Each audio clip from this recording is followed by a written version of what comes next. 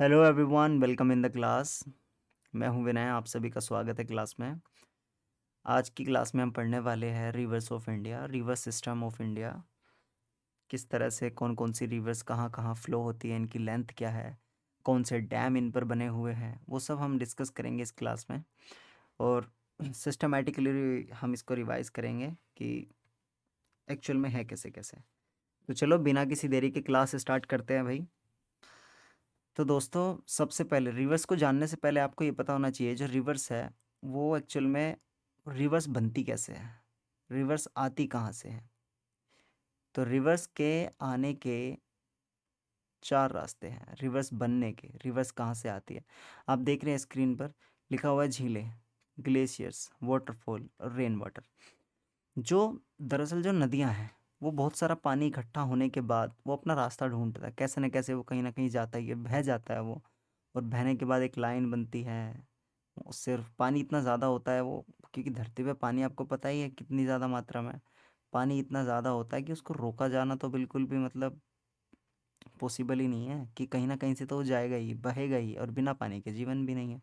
तो लाइक जैसे बारिश पड़ती है, बारिश की बूंद होती है, बारिश पड़ती है बहुत ज़्यादा, पहाड़ों पे बारिश पड़ती है, नदियों में झीलों में बारिश पड़ती है, नदियाँ नहीं झीलों में बारिश होती है, या पानी इकट्ठा हो जाता है बहुत ज़्यादा, तो पानी बहकर नदियाँ बना देता है। ऐसे ही झीलें, छोटी छोटी छोटी छोटी झीलें हैं, छोटी छोटी झीलें। उन झीलों में, ये छोटी छोटी झीलें लगभग 40 किलोमीटर, 120 किलोमीटर, 700 800 किलोमीटर की झीलें होती हैं, ये छोटी छोटी झीलें। तो इन झीलों में ऐसा होता है कि पानी बहुत ज़्यादा हो जाता है, इनमें पानी इकट्ठा होता है बहुत ज़्यादा, और वो पानी जब बहुत ज़्यादा हो जाता है तो वो बहने लगता है, नदियाँ बन जाती हैं। दूसरा ग्लेशियर्स, सबसे मेन रीज़न तो यही है ग्लेशियर वाला। ग्लेशियर्स की वजह से रिवर्स का अस्तित्व मौजूद है धरती पे। ये बहुत बहुत ऊंचे ऊंचे पहाड़ होते हैं बर्फ़ के, इन पे धूप पड़ती है, धूप की वजह से ये पिघलते हैं, और पिघलने से ये समुद्र में पानी बना देते हैं। मतलब बहुत ज़्यादा पानी, पानी जो होता है वो इनसे बर्फ़ से ही बनता है। तो नदियाँ इनसे भी आती है, समुद्र में होते हैं ग्लेशियर्स, समुद्र बनते हैं इनसे। वाटरफॉल, जो झरने होते हैं उनसे भी। समुद्र का पानी झरनों के साथ साथ, जैसे झरने समुद्र का पानी जगह ढूंढ लेता है इधर उधर जाने की, जंगलों में जाने की, पहाड़ों पर जाने की, बहुत ऊंचाई ऊंचाई पर। तो वहाँ पर झरने होते हैं, तो झरनों से जो पानी बनता है, पानी जो झरनों से पानी गिरता है वो पानी इकट्ठा होकर के नदियाँ बना देता है। तो ऐसे नदियाँ बनती हैं। और बेसिक चीज़ आपको पता भी होगा, इसमें ज़्यादा कुछ बताने की ज़रूरत है नहीं वैसे। तो नदियाँ, जो भारत है ना हमारा, भारत में दो तरह के रिवर सिस्टम है। कौन कौन से, नीचे देखो, ये हिमालयन नदी तंत्र जिसे हिमालयन रिवर सिस्टम कहते हैं, और प्रायद्वीपीय नदी तंत्र जिसे पेनिनसुलर रिवर सिस्टम कहते हैं। ये दो तरह के रिवर सिस्टम है, इंडिया में काम कर रहे हैं। अच्छा, अभी इसको बाद में बात करेंगे हम इसके बारे में, पहले इसमें देखते हैं कि हिमालयन रिवर सिस्टम में कौन कौन से रिवर्स आते, कौन कौन से सिस्टम है। तो इसमें भी दो तरह के रिवर सिस्टम है, एक तो है सिंधु नदी तंत्र, सिंधु नदी तंत्र, और दूसरा है गंगा नदी तंत्र। मतलब एक तो है गंगा की नदियाँ, है ना, और एक है सिंधु सभ्यता की नदियाँ। जैसे हम बोलते हैं ना पहले कि सिंधु सभ्यता थी, वो सिंधु सभ्यता क्यों थी, वो इस नदी की वजह से थी, सिंधु नदी की वजह से। नदियों के किनारे किनारे लोग रहते थे, हैं, और बस वो बन गई सिंधु सभ्यता, उस नदी के किनारे रहने वाले लोग। तो ये थी हमारी सिंधु सभ्यता। अब सिंधु सभ्यता में कौन कौन सी रिवर है, झेलम है, चिनाब है, रावी है, व्यास है, और सतलुज। ये दिख नहीं रहा होगा, एक मिनट रुको, जूम कर दूं क्या।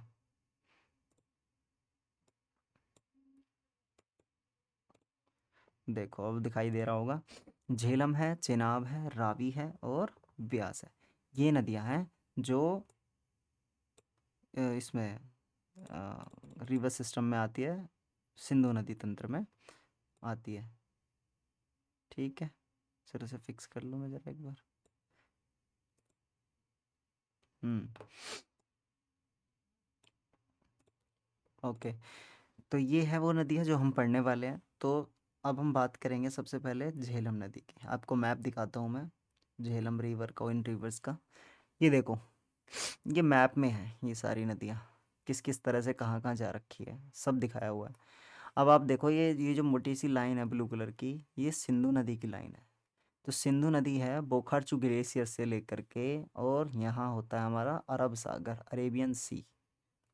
अरेबियन सी तक जाती है। अरेबियन सी में जाके मिलती है हमारी सिंधु नदी। सिंधु नदी की लंबाई कितनी है, लेंथ कितनी है इसकी?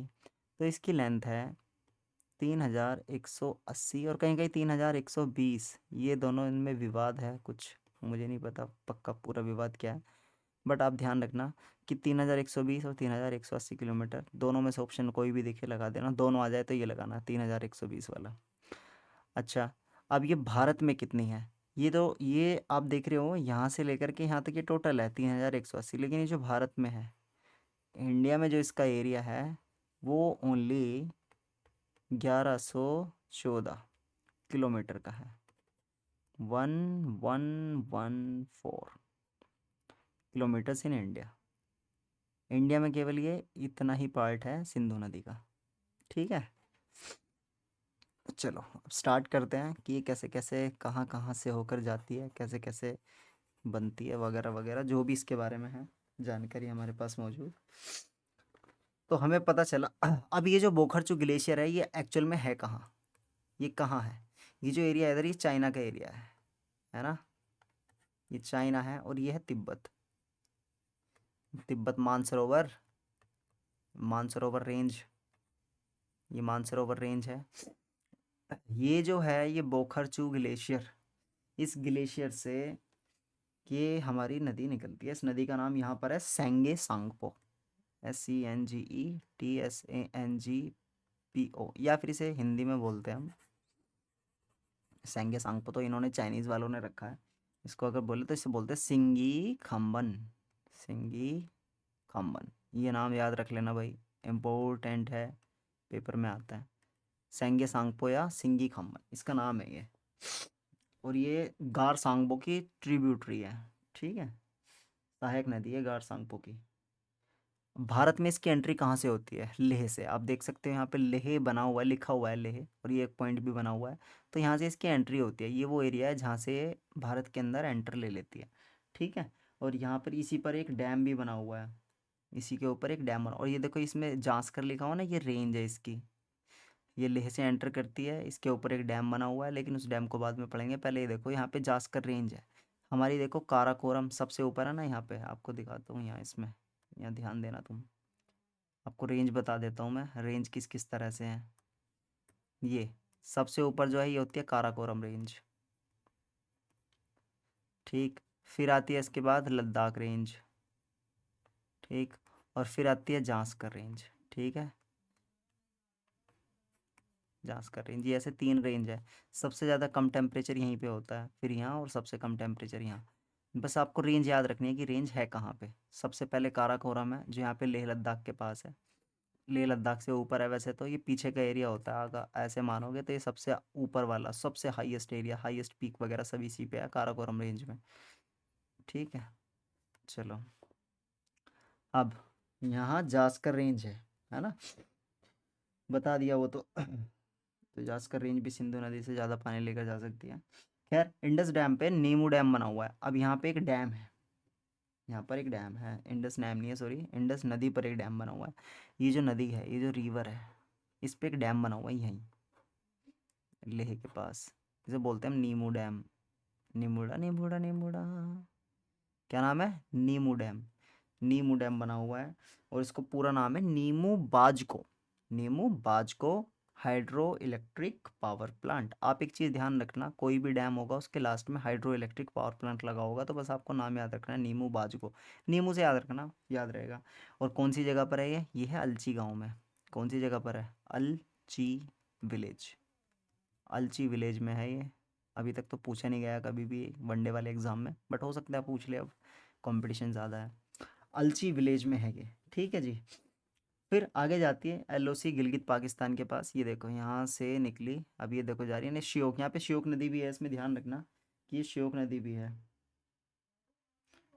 ये सियाचिन ग्लेशियर नदी के साथ यहाँ पे ये जो सियाचिन ग्लेशियर है, इसकी नदी है श्योक। अब ध्यान से देख लो कि ये जो श्योक नदी है ये सियाचिन ग्लेशियर से निकलती है और ये इसके साथ संगम बना रही है। किसके साथ? सिंधु नदी के साथ। तो मैं एक तरफ लिख देता हूँ कि सिंधु प्लस श्योक मिलके बनाती है संगम, श्योक नदी। ठीक है, इनका संगम है। याद रखना, जैसे हमारा गंगा ब्रह्मपुत्र का, ऐसे सिंधु श्योक का संगम है। सियाचिन ग्लेशियर से निकलती हुई नदी है ये। अब यहाँ से जाती है आगे गिलगित पाकिस्तान में। ये जो है ना गिलगित पाकिस्तान, ये पाकिस्तान का एरिया है गिलगित। ये पाकिस्तान का एरिया है गिलगित। यहाँ पर LOC है, लाइन ऑफ कंट्रोल है। क्या है? Line of control. ये जो आप एरिया देख रहे हो यहाँ पे, this is called LOC, line of control. ठीक, फिर कहाँ जाएगी ये बेचारी? कहाँ जाएगी? बह जाएगी ऐसे ही पानी के साथ ही। तो जो मैंने सीमा आपको बताई थी ना, यहीं पर है वो सीमाएं, जो काराकोरम, लद्दाख और जांस्कर है, वो ऐसे सीमाएं हैं उनकी। अब ये यहाँ से निकलते निकलते निकलते निकलते निकलते निकलते होते होते होते होते होते होते अरब सागर तक चली जाते हैं। लेकिन आपको ध्यान रखना होगा, ये जो एरिया है, ये जो खाली एरिया पड़ा है सारा, इसको बोलते हैं Punjab plains. This area is called Punjab plains. This is called Punjab plains. ठीक है, पंजाब प्लेन्स है ये वाला एरिया। और सीधा ये, और ये जो एरिया है, ये यहाँ पे जहाँ पे मिल रही है चेनाब के साथ में, इसको बोलते हैं मिठान कोट। ये है, इसका नाम है मिठान कोट। मिठान कोट बहुत इंपॉर्टेंट है। मिठान कोट पंजाब प्लेन्स का एरिया है ये। याद रखिएगा कि LOC पाकिस्तान गिलगित में है, और सॉरी, LOC पाकिस्तान गिलगित में नहीं, गिलगित पाकिस्तान में LOC पर। और वहाँ से रिवर पंजाब प्लेन्स से होते हुए मिठान कोट में चिनाब, सतलुज और यहाँ पंचनाद बनता है। मिठान कोट में ही बनता है पंचनाद। पांचों नदियाँ एक साथ मिल जाती है। ठीक है, और वहाँ से फिर एक सारी नदियाँ, पांचों की पांचों नदियाँ अरब सागर तक चली जाती है। ठीक है जी, तो चलो अब स्टार्ट करते हैं भाई। अभी मैंने बताया ये कि किस तरह से सिंधु नदी जो है बोखरचू ग्लेशियर से लेकर के अरब सागर तक जा रही है। अब हम इसके बारे में लिख लेते हैं। सबसे पहले हम लिखेंगे झेलम के बारे में। अब स्टार्ट करते हैं कहानी। झेलम नदी कहाँ से निकलती है, कहाँ जाएगी, सब इसके बारे में डिस्कस कर लेते हैं। देखते हैं, पहले मैप में चेक करते हैं झेलम नदी है कहाँ। ये रही झेलम, और ये जो एरिया है ना ये मैप में, इससे आपको मैप भी याद हो जाएगा। ये मैप में जम्मू कश्मीर का एरिया है। तो कहाँ से निकल रही है? जम्मू कश्मीर से। तो हम लिख सकते हैं यहाँ पे उद्गम। उद्गम यहाँ से निकलती है ना, स्टार्टिंग पॉइंट ये है जम्मू एंड कश्मीर का। यहाँ पे शायद वो वेरीनाग, इसको बोलते हैं वेरीनाग, जहाँ से निकलती है। कश्मीर में है वेरीनाग, जम्मू में नहीं है, वह कश्मीर में है। वेरीनाग जम्मू कश्मीर में है, जहाँ श्रीनगर में है शायद, श्रीनगर के आसपास। देख लेना कहाँ पर है, मुझे बताना कहाँ पर है, भूल गया हूँ मैं। It's a long time.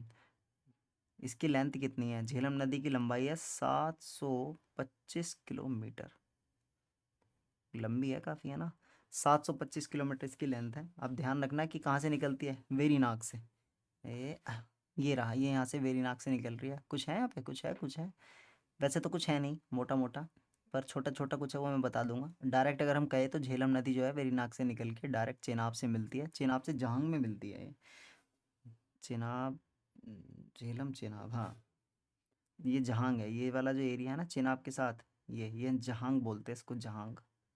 और यहाँ से ये दोनों नदियाँ मिलकर फिर वापस मिठानकोट जाती हैं यहाँ से डायरेक्ट, और सिंधु नदी में मिल जाती है, बन जाती है पंचनाद। तो ये है मोटा मोटा, पर छोटा छोटा देखते क्या है। ये जम्मू कश्मीर के वेरीनाग से निकलती है, कश्मीर में एंटर करती है, यहाँ से पहुँचते सीधा कश्मीर। कश्मीर में इसकी एंट्री होती है, वाइल्ड कार्ड एंट्री कश्मीर के अंदर। कश्मीर में क्या है? दो नदियाँ हैं। कौन कौन सी? एक तो लीडर और एक वैश्व। लीडर और वैश्व, ये दो नदी है। अब इन दो नदियों से पानी रिसीव करती है। ठीक है, फिर अवंतीपुरा से होते हुए कहाँ जाती है? एक मिनट रुको जरा, ब्लैक मार्कर, हाँ, अवंतीपुरा। अवंतीपुरा भी एक ज़िला है, अच्छा, अवंतीपुरा पहुंचती है, और अवंतीपुरा से सॉरी होते हुए पहुंचती है श्रीनगर। कहाँ? श्रीनगर। ऐसे ऐसे जाती है वेरीनाग से, फिर कश्मीर, कश्मीर में लीडर और वैष्णो नदी से पानी मिलता है अवंतीपुरा से होते हुए श्रीनगर, और फिर जाके मिल जाती है डल लेक के साथ में। कहाँ? श्रीनगर में ही था डल लेक, डल झील। वही है ना, डल झील। Dal lake is in the Srinagar. ये डल लेक जाके मिल जाती है। अब डल लेक में क्या क्या, उसके बाद ये इधर उधर भटकती रहती है, ठीक। और फिर ये डायरेक्ट कश्मीर वैली में, कश्मीर वैली के नॉर्थ में भी, जैसे कश्मीर ये जो है ना कश्मीर में, यहाँ पे भी ये कश्मीर वैली है। This is Kashmir valley, double L. Kashmir valley है, और फिर कश्मीर वैली के नॉर्थ में ही, कश्मीर वैली के नॉर्थ में जाती है, और वहाँ से लिख देता हूँ मैं इसको, कश्मीर वैली के नॉर्थ, ऐसे याद रखना बस, ये नॉर्थ एरिया है। हाँ, कश्मीर वैली के नॉर्थ में फिर वुलर लेक में गिर जाती है। कहाँ? वुलर लेक, वुलर झील, हिंदी में वुलर झील में, ठीक है। अवंतीपुरा से होते हुए श्रीनगर, डल झील में जाके इधर उधर भटकती है, फिर कश्मीर वैली के नॉर्थ में वुलर झील में जाके गिर जाती है। अब ध्यान रखना कि वुलर झील पे बहुत इंपॉर्टेंट है, एग्जाम में बहुत बार इससे क्वेश्चन आते हैं। जैसे वुलर झील है क्या? ये सबसे पूरे इंडिया की सबसे बड़ी ताजे पानी की झील है ये, इसको लिख लो, ताजे पानी की झील, इंडिया में सबसे बड़ी ताज़ा पानी की झील है। और ये है कौन सी जगह पर? यह है बांडीपोरा ज़िले में, बांडीपोरा ज़िला, ये ज़िला है बांडीपोरा ज़िला, जहाँ पर ये झील मौजूद है। और ये भी वैसे भी इसको झेलम से ही पानी मिलता है, सारा पानी इसको झेलम से मिलता है, वुलर झील को। खैर, इसकी लेंथ है 16 किलोमीटर, और हाइट है इसकी लगभग 10 किलोमीटर, सॉरी विड्थ, चौड़ाई इसकी 10 किलोमीटर है। और ऑल ओवर ये समथिंग 200 स्क्वायर किलोमीटर में फैली हुई है, जहाँ तक मुझे याद है, ठीक। वहाँ से अब ये यहाँ से बांडीपोरा के बाद ये जाती है बारामुल्ला ज़िले में। बारामुल्ला, ये ये भी एक ज़िला है, ये भी एक ज़िला है, और ये जाता है उरी में। ये है शहर हमारा उरी, ये बारामुल्ला में है उरी, ठीक है।